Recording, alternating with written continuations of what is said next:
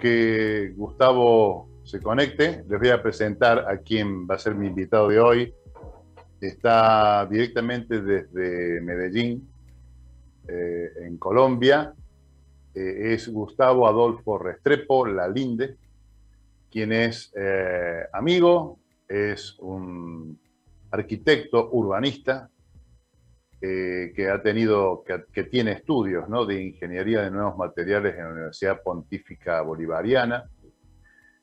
Se desempeñó como arquitecto, se desempeña, mejor dicho, actualmente como arquitecto en el sector público y también en el sector privado, y en las áreas de diseño, de administración, interventoría y construcción de proyectos de arquitectura y urbanismo sostenible. Es docente de las Facultades de Arquitectura de la Universidad Pontífica Bolivariana y de la Universidad Santo Tomás de Medellín. También es docente de la Universidad Blas Pascal en una de las asignaturas de desarrollo urbano que tenemos en la diplomatura. Y también es conferencista, por supuesto, conferencista en diferentes puntos del mundo, donde se ha desempeñado también en el Centro y Sudamérica. Su trayectoria le ha permitido ser jurado en algunos concursos internacionales de responsabilidad social empresaria también. Es responsable de materializar el Plan de Desarrollo 2008-2011 de la Alcaldía de Medellín, cuyos proyectos y textos han sido publicados en revistas, libros especializados a nivel nacional e internacional. También ha recibido reconocimientos internacionales en el Holcim Award for Sustainable Constructions y, por supuesto, otro en Latinoamérica, en México, de Distrito Federal. Ha intervenido en la provincia de Córdoba como asesor del gobierno de la provincia de Córdoba y de la ciudad de Córdoba para en barrios marginales, y ha acompañado a este servidor, de quien les habla, a algunos congresos. Inicialmente fue uno de los disertantes del primer congreso internacional que se realizó en Córdoba de ciudades inteligentes allá por el año 2015, en un marco en un marco de Semana TIC que se realiza aquí en la ciudad de Córdoba durante todos los años. Desde el año 2015 se realiza todos los años. Es una semana donde se reservan todas las universidades, todas las empresas, los medios de comunicaciones y también el gobierno para comentar sobre el tema de las tecnologías de la información y las comunicaciones que se están realizando en la provincia de Córdoba y en la nación argentina. Mientras esperamos a Gustavo, les comento que en el día de la fecha, como les decía recién, comienzan un nuevo capítulo en la Tecnicatura Universitaria de Ciudades Inteligentes de la Ciudad de Reconquista en la Universidad Tecnológica Nacional, Facultad Regional Reconquista, justamente donde voy a dictar la materia Ciudades Inteligentes 2, donde vamos a ver todos los ejemplos mundiales sobre las ciudades que existen.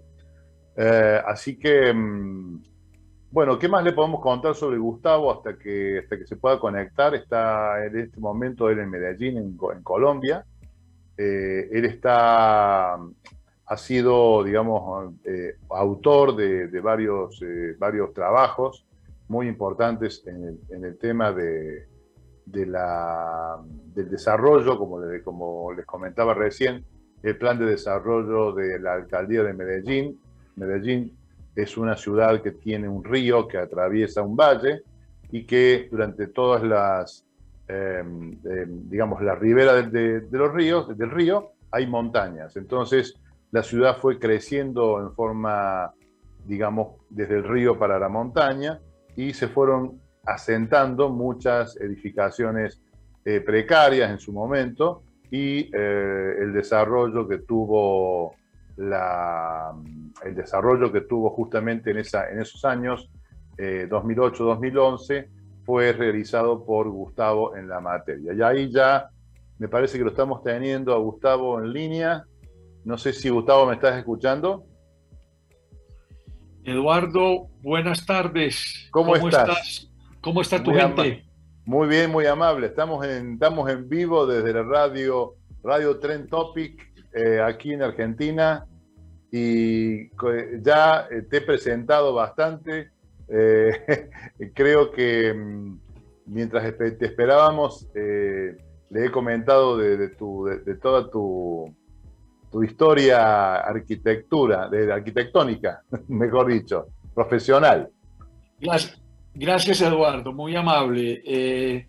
Así que bueno, lo único que nos queda es que vos te presentes, si querés, para que nuestros oyentes sepan quién sos, de dónde sos y qué es lo que estás haciendo en este momento. Bueno, un saludo muy especial para todos, un gusto estar por aquí compartiendo con ustedes de alguna manera experiencia. Eduardo, como tú bien sabes y como planteabas, yo soy arquitecto urbanista, soy colombiano, vivo en la ciudad de Medellín y he realizado la gran mayoría de mi práctica profesional en esta ciudad.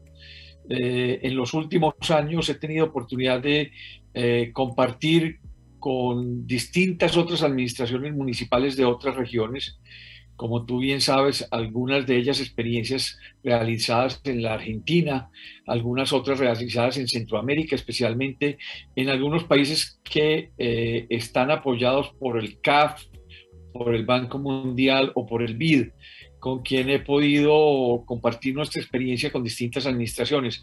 Salvador, algo en Panamá, alguna cosa en Nicaragua, en México. Bueno, y esa experiencia de alguna manera nos ha permitido tener hoy un diálogo y una construcción pedagógica que compartimos, que nos gusta compartir. Exactamente. Bueno, Gustavo, siempre agradezco la disposición que tienes para conmigo. No sé si tenemos un trato muy especial entre ambos. Nos conocemos hace ya muchos años y sabemos de nuestra inquietud por publicar estas cosas, porque estas cosas se conozcan, ¿no? Yo te vuelvo a agradecer haber aceptado en su momento ser profesor de nuestra diplomatura. Así que bueno, con eso estamos muy contentos y a su vez todos los alumnos, cerca ya de 200 que tenemos diplomados, siempre te recuerdan con mucho afecto. Así que yo te quería hacer un par de preguntas relacionadas a lo que es Smart City o ciudades inteligentes y la pandemia, ¿no es cierto? Lo que ha pasado, si vos has notado algo en estos últimos 2 años que nos hemos estado en nuestros hogares y nuestras casas para poder pensar y para poder decir si lo que hemos hecho ha sido en vano o hemos avanzado o las ciudades realmente han aplicado métodos inteligentes para poder salir adelante. ¿Qué opinas sobre el tema? Eduardo, mira, yo creo que la pandemia nos reveló una serie de problemáticas que la humanidad en la construcción de ciudades venía llevando. Simplemente creo que las sacó en relevancia y creo que las resaltó. Y muchas de ellas parecían en su momento muy poco importantes, pero la verdad es que han ido cada vez tomando mayor prevalencia y creo que algunas de ellas están inmersas y conectadas entre ellas. Creo que eso define muy bien y muy claramente el tema de las ciudades inteligentes. No hay elementos o sistemas que dentro de la construcción de una ciudad estén desligados. El verdadero concepto de una ciudad inteligente está en que todos los elementos que se conozcan estén interactuando entre ellos. Y no digo solamente asistidos desde la sistemática o desde la informática, más bien diría que todos los elementos que tienen que ver con la construcción del ser humano estén interactuando. Con esto diría que hay sobre todo unos elementos fundamentales en el concepto de ciudad. Uno de ellos es ciudadanía. O sea, qué tan buenos ciudadanos somos no solamente habitantes. Y esa es la primera claridad que quiero poner, porque creo que la pandemia resaltó el tema de nuestra convivencia. De ahí quiero resaltar un tema fundamental dentro del concepto de la construcción de ciudad. La ciudad es básicamente un hecho para convivir en comunidad. Creo un tema de allí tan fundamental para comprender que nuestras ciudades inteligentes deberían fortalecer el tema de la ciudadanía. Y eso se logra, tú bien lo sabes, desde hace mucho tiempo lo he planteado, a través del concepto de participación ciudadana. Ese es el primer tema que creo que la pandemia nos denotó. Y creo que uno de los elementos más sencillos fue la dificultad enorme que al principio como ciudadanos obedeciéramos un simple principio de ponernos el barbijo, el tapabocas. Una cosa elemental que hubiera ayudado desde los primeros encierros a poder haber combatido mucho más rápido la pandemia. Pero no fue fácil. Y eso tiene que ver con un tema de comportamiento ciudadano, que posteriormente ligado a otros temas de desarrollo de ciudades inteligentes, tienen que ver con un tema que nos lo demostró el siglo XX, y fue la incapacidad de las ciudades o de los gobernantes para tener ciudades que tuviesen un buen hábitat, una buena calidad de vida. Y creo que eso la pandemia lo resaltó. No solamente, digamos, el mal estado de las infraestructuras de las ciudades, y digo de los servicios cloacales, de los servicios de agua potable, de la calidad de la energía, de la calidad del espacio público, del soporte de sistemas de transporte masivo para poder mover a las personas en el espacio que se estaba empezando a requerir. Pero además de eso, en un tema fundamental que yo creo que para todos fue muy complejo, la vivienda. Descubrimos que habitar no solamente era tener el espacio público como una necesidad de refugio, muy interesante ese tema, sino que los metros cuadrados que tuviésemos de vivienda fueran adecuados para cohabitar. Digo esto porque creo que los estados se dieron cuenta del atraso que teníamos en la calidad de la vivienda pública, por ejemplo. Claro, y mira, no solamente fíjate, de la... Perdón. sí, no, que justamente tu área de la arquitectura urbanística, ¿no? Qué importante que cierra un círculo como de teoría a la práctica, de la teoría a la práctica, ¿no es cierto? La practicidad de poder haber tomado decisiones inteligentes en su cierto momento, como por ejemplo el caso de Medellín. Bien, es precisamente algo de lo que siempre hemos sostenido, Eduardo, es que si uno tiene data cualitativa y cuantitativa de los territorios y de sus ciudadanos, pues puede anticiparse a tomar decisiones, ¿cierto? Porque uno de los temas que siempre nos ha inquietado, y lo hemos sostenido con los estudiantes del diplomado, es el tema de la política intuitiva. Esta idea de que a mí me parece que deberíamos poner colegios allí, a mí me parece que deberíamos poner una glorieta o una rotonda allí, a mí me parece, ese me parece es una decisión intuitiva. Y creo que las ciudades y los ciudadanos hoy nos merecemos unos administradores de ciudad que puedan tomar decisiones sobre la base de información. Porque yo no creería que nos pudiéramos haber anticipado al COVID, pero está claro que hoy también se muere gente de cáncer, y se muere gente de cáncer por falta de tener calidad del aire. Pero sabemos también que hay mucha gente que se muere en accidentes de tránsito, y a eso nos podemos anticipar, básicamente planificando bien los territorios, las ciudades, las vías, etcétera. Entonces, me da la impresión que nuestras ciudades latinoamericanas, y no creo que seamos las únicas, en muchas partes del mundo también pasa, pero fundamentémonos en las ciudades latinoamericanas.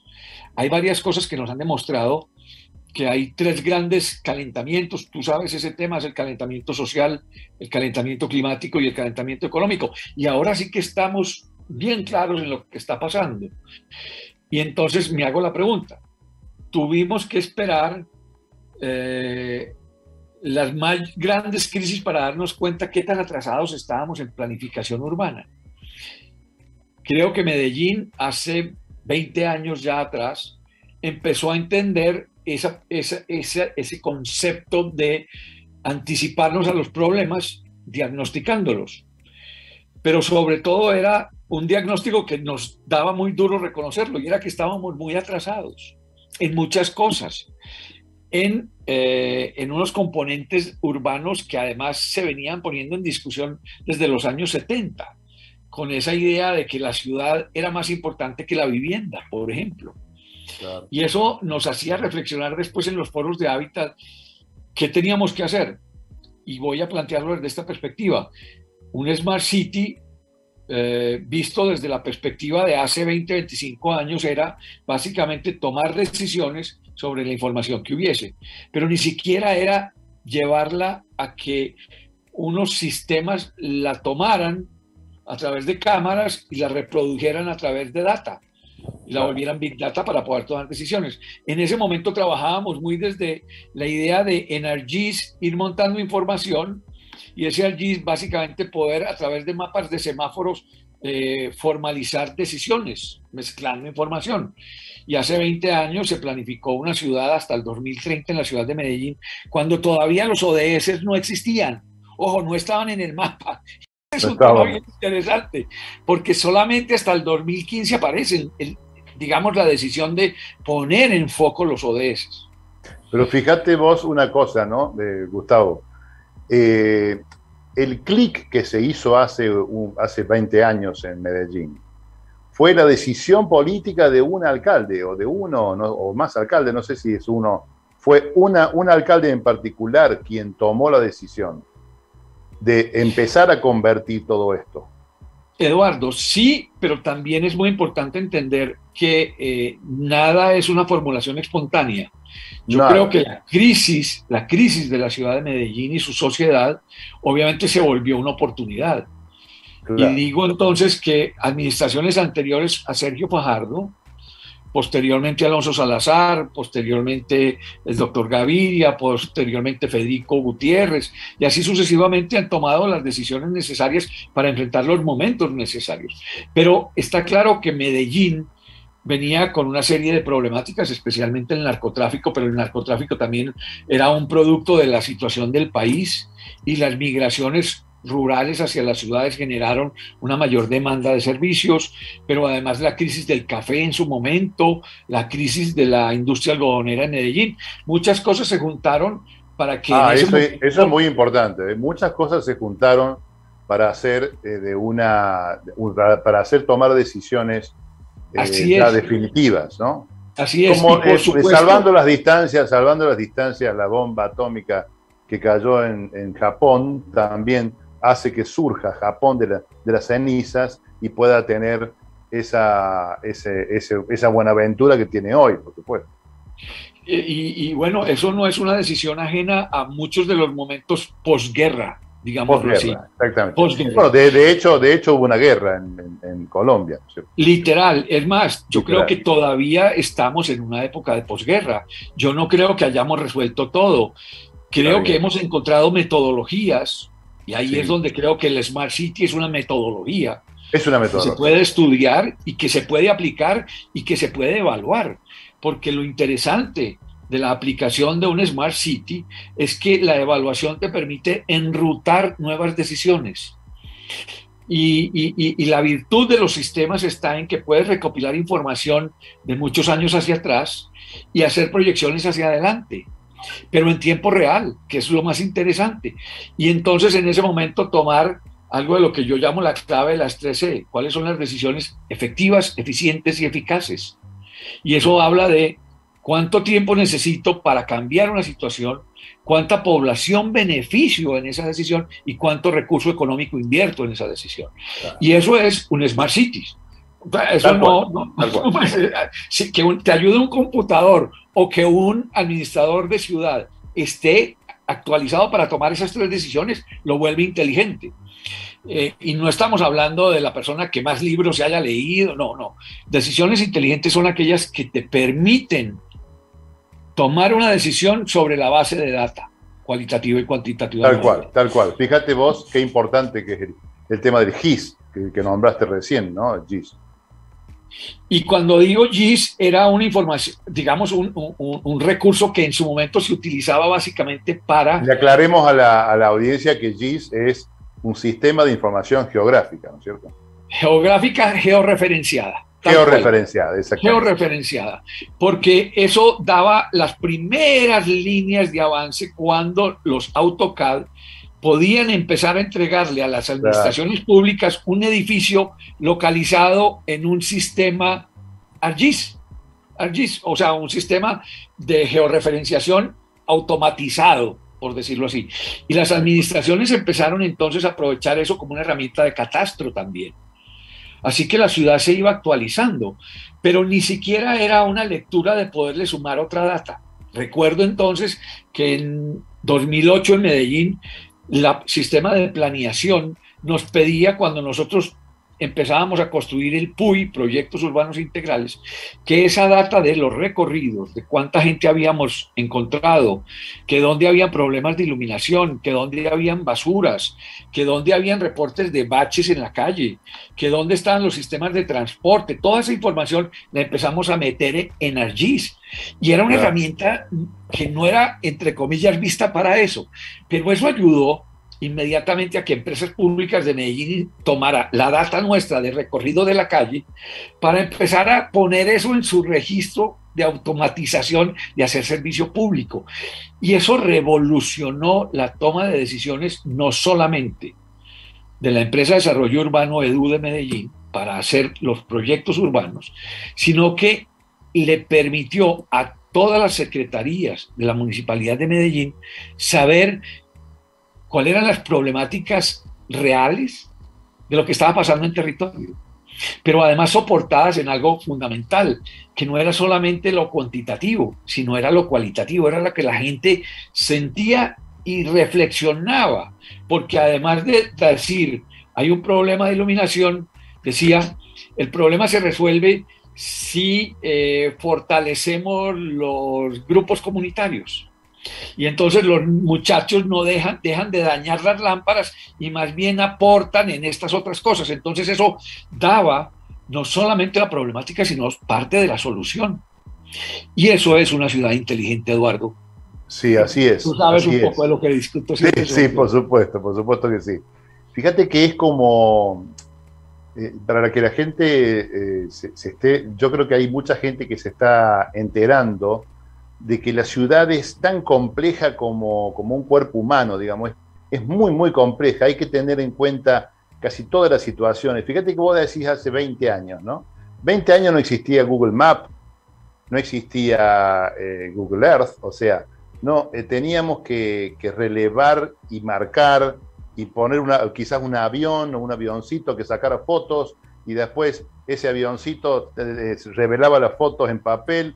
Después había un equipo que con un mouse grababa las parcelas de una ciudad y dibujaba todo.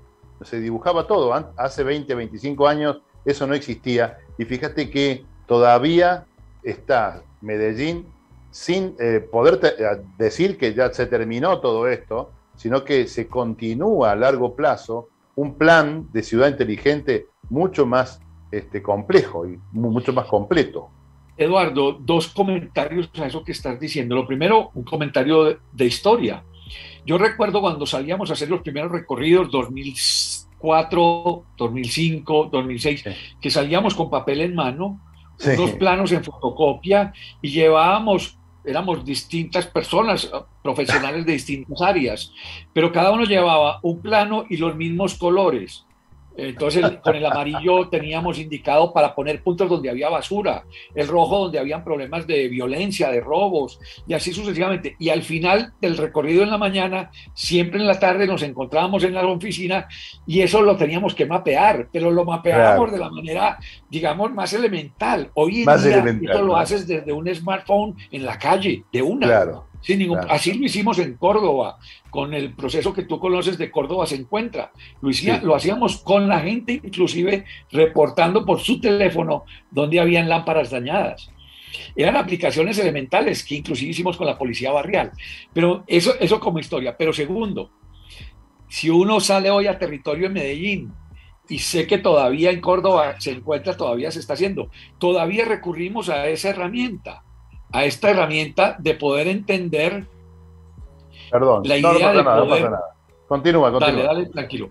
Y entonces hoy todavía aprovechamos esa herramienta como una herramienta de territorio y de recorrido, donde básicamente lo que hacemos es marcar en los planos información necesaria y relevante que vamos a después llevar en algunas notas a discutirlas y a ponerlas. Porque la verdad es que muchas de las cosas se hacen en caliente, no nos digamos mentiras. Y eso hace parte también de ciertos recorridos donde cuando uno va por la calle y se encuentra con la comunidad te dice, venga, yo lo llevo allí, venga, miremos esto aquí. Hoy en día queda registrado eso en un smartphone, está claro, sin problema, en un teléfono queda registrado dónde estuviste. Pero la verdad es que todavía el boceto, la marca, el registro y muchos de los ejercicios que hoy se hacen para relevar territorios con comunidad todavía sigue poniendo una fotografía aérea donde la gente con stickers indica dónde hay problemas. Así que es todavía relevante entender que las maneras de hacer diagnóstico de territorio pueden ser muchas, pueden ser todas, y eso significa la inteligencia que tenga al servicio las comunidades y los profesionales al servicio de ese diagnóstico. Pero en la sumatoria, lo que está claro es que en la conversación con las comunidades se relevan las problemáticas en los componentes de movilidad, de medio ambiente, de vivienda, de infraestructura, de movilidad, por supuesto, de espacio público. Y eso básicamente es la discusión que llevamos, no sé, 20, 25 años dándole la vuelta. Dándole la vuelta me refiero para que no es que no haya más componentes, no es que la ciudad tiene esos componentes, se complejizan cada uno de los componentes cada vez más. Y digo uno de estos ejemplos, la seguridad. Mira que no lo puse como componente, pero la sumatoria o la ausencia de todos estos sí vuelve más complejo el tema de seguridad en una ciudad. Si no tenemos iluminación, si los hospitales están lejos, si la accesibilidad a la escuela es difícil, si el espacio público, las veredas, las calles están en mala calidad, pues eso complejiza el tema de seguridad, está claro. Entonces, uno de los temas que hoy nos convoca es cómo podemos aprovechar la información para hacer y tomar decisiones más inteligentes y más acertadas. Esa es mucho de la discusión que hoy se pone cada vez más en evidencia con los administradores de ciudad, pero sobre todo y cada vez más con los estudiantes. Creo que es un tema además que viene a bien, porque estudiantes me refiero a los de pregrado y también los estudiantes, como tú bien sabes, que son muchos de los políticos o secretarios o funcionarios que están en las administraciones públicas, que su gran interés es el saber es, bueno, ¿y el diagnóstico? ¿Yo qué hago con el diagnóstico después? Claro, claro. Porque vos bien sabes que la gente hoy en las ciudades, nosotros los ciudadanos estamos muy inquietos con que entonces otra vez me van a diagnosticar, otra vez viene más gente a diagnosticarme. Y en ese sentido hay dos cosas que yo creo que es importante resaltar. Primero, los diagnósticos nunca se terminan.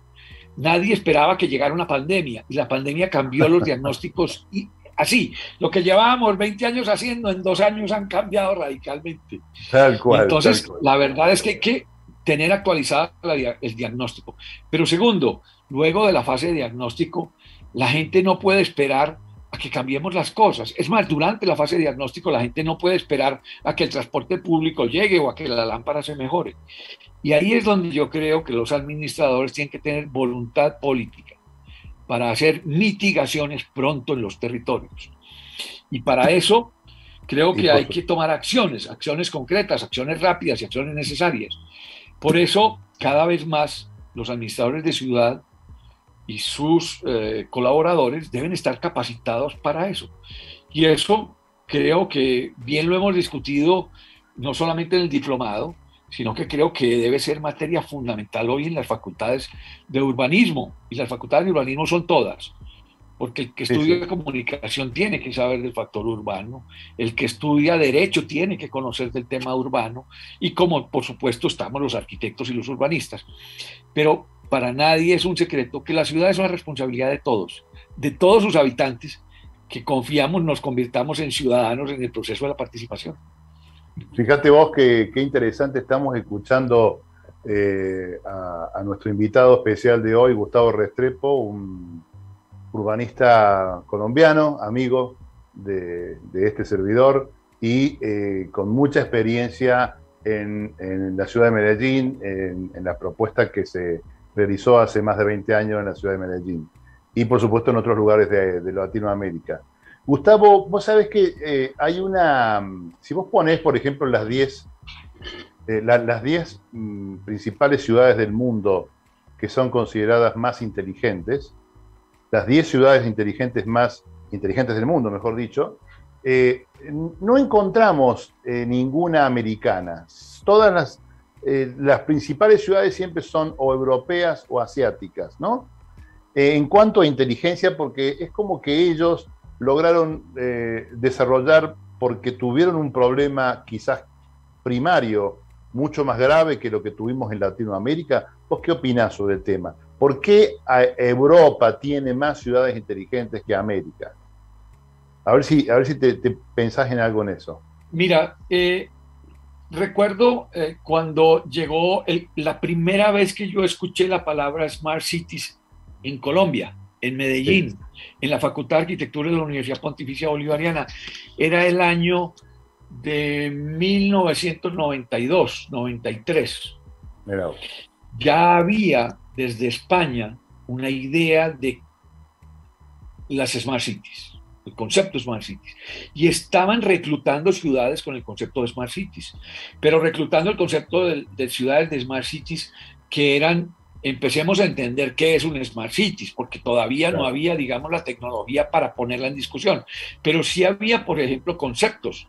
El primero de ellos era la metropolización, un tema que hasta hoy, casi veintitantos años después, Cierto. empieza a ser un tema que creo que lo despertó, por supuesto, la pandemia en mucho más fuerza, pero el tema de la metropolización como un tema definitivo para entender que la región y la ciudad estaban conectadas.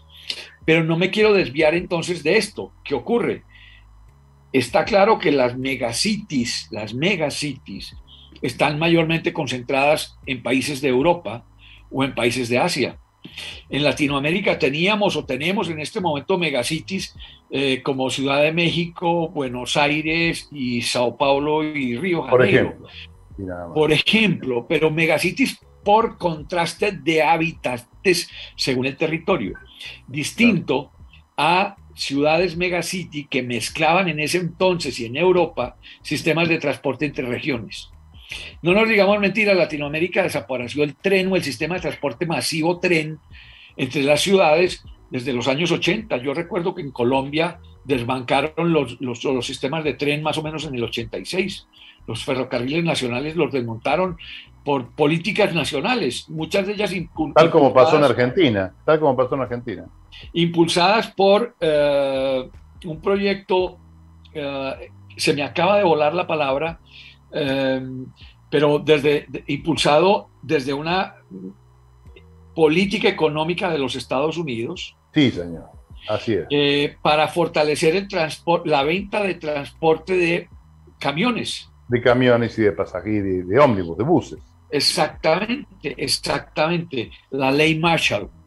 Para que la Exactamente. investiguen, es un tema muy interesante. La gente se Sí, sorprende por qué se desapareció. La ley Marshall estimulaba la desaparición de ferrocarriles para estimular la venta de Ford, Mac, y luego desde exactamente. España llegaba Pegaso y otras marcas. Pero voy a esto. Europa tenía desarrollado el sistema de transporte masivo entre ciudades y entonces hizo de la metropolización un tema de mayor envergadura. En estos días recientemente salió un mapa de los sistemas de ferrocarriles desarrollados en el mundo y es increíble ver cómo Latinoamérica lo que tiene de ferrocarriles es prácticamente el 1% del territorio, Impresionante. desvinculado por completo entre lo que es Ecuador, Perú, Bolivia y Brasil, con los ferrocarriles del norte, lo poquito que queda hoy en el norte de Sudamérica, Sí, con lo poco que queda en el sur de la Argentina o de Chile. Entonces, cuando tú miras el mapa en Norteamérica o en Europa, ves que el tejido europeo está completamente conectado. Así que si no hubiese un Smart Cities, no podrías manejar los ferrocarriles. Y ahí sí, desde la fíjate vos. tecnología, solamente los ferrocarriles. Pero los ferrocarriles implica conocer el público, destino, origen. Tema Claro. fundamental para poder planear No, y movilidad. aparte calidad de vida, por el hecho Todo. de llegar a tiempo, de salir a horario, los trenes en Europa son totalmente correctos en horario, etcétera. Y eso Y aumenta la eso, calidad de vida y la felicidad de la gente. y eso te dice, origen, destino significan dónde están los barrios residencia y Claro. las zonas de origen de trabajo. Entonces empieza a hablar de las composiciones del territorio. Y entonces habla también de los costos de vida de esos territorios, o sea, la calidad de soporte. Inmediatamente te dice densidades de territorio, cuántos pasajeros hay en un punto o en otro. Y eso habla entonces de las ciudades destinadas a ser ciudades de industria o a ciudades de hábitat. De solamente dormir y ciudades dormitorio. Y eso habla entonces de las condiciones de hábitat de esos ciudadanos. Por eso empezamos a entender que las ciudades inteligentes vienen desde esas ciudades que han entendido que el sistema de transporte las ha organizado. Y esto me lleva a pensar algo que le decía a mis estudiantes ayer sobre este otro concepto de qué es lo que más dignifica al ciudadano. Y entonces, pues los estudiantes decían, no, pues la vivienda, la calidad de la infraestructura de agua, de servicios públicos. Y llegamos a entender que sí, todo eso es necesario, pero lo que más dignifica a los ciudadanos de una ciudad y de un país es el transporte público. Mira vos. Y cuando empezamos a entender que el transporte público es de todos, ahí sí nos encontramos que todos somos iguales, todos nos beneficiamos del transporte público. Y la mejor manera de hacer un Smart City es tener un transporte público digno y de calidad, porque todos nos vemos beneficiados en ese sistema y nos vemos identificados. Por otra razón que entendimos en Medellín, la mejor manera de romper las barreras invisibles es poner un buen sistema de transporte público, porque en el metro todos somos iguales. Ahí no hay Increíble. quien ahí no hay quien tiene más, quien tiene menos. No, en el metro alguien puede ir de corbata y alguien no, pero eso no quiere decir que uno sea más leído que otro, o eso no quiere decir que uno tenga... No, todos somos iguales en el sistema de transporte público. Y algo que siempre he discutido y lo he puesto en esta palabra y es lo mejor para los más humildes. Por una Claro. razón, cuando el transporte público es de calidad, o sea, es bello, discúlpeme la palabra, pero cuando es No, no, estéticamente bello. Sí, sí, limpio, sí, sí. bello, Limpio. limpio, de calidad, de buenos materiales, todos nos vemos bien, todos nos vemos dignos. Cuando tú te montas en un bus destartalado, con los vidrios rajados, etcétera, etcétera, etcétera, pues entonces la gente se comporta mal, se siente mal, reniega más, se siente que está siendo Es abusado por el otro, infeliz. Es es infeliz. infeliz, tal cual. Y Tal cual. entonces, lo mejor para los más Que es lo humildes. contrario a la ciudad inteligente.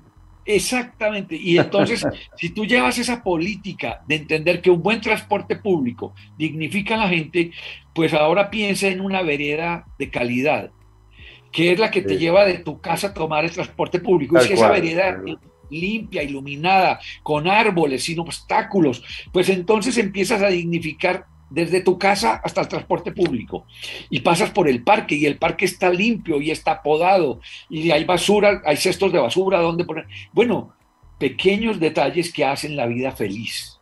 Así es. Y Así un es. ciudadano que es feliz es un ciudadano que siente que sus dineros están siendo invertidos en él. En él, Así de perfectamente. elemental, o sea, así de sencillo. Dignificar la vida es un Smart City. Exactamente. Gustavo, mira, se me ha ido todo el programa, pero ¿te puedo invitar de nuevo? Siempre sabes que Bueno, estoy para que conversemos y compartamos ideas. Con bueno, mucho vamos gusto, a Eduardo. hablar en un próximo programa, vamos a hablar de eso que hablamos al último, que es una vida digna para un ciudadano inteligente, para Smart Citizen, ¿no? Cómo ser un Smart Citizen para colaborar a que tengamos un mejor transporte, para colaborar a que tengamos una mejor espacio público. Colaborar con nuestros gobiernos, que escuchen nuestros gobiernos, que nosotros también podemos colaborar en eso, y debemos colaborar, y nos tienen que dejar colaborar, ¿no es cierto? Así Fundamental. Y tú sabes que hemos hablado mucho de esta frase y que lo impulsamos desde Córdoba, y es mejores ciudadanos hacen mejores ciudades. exactamente. Bueno, muchísimas gracias, Gustavo.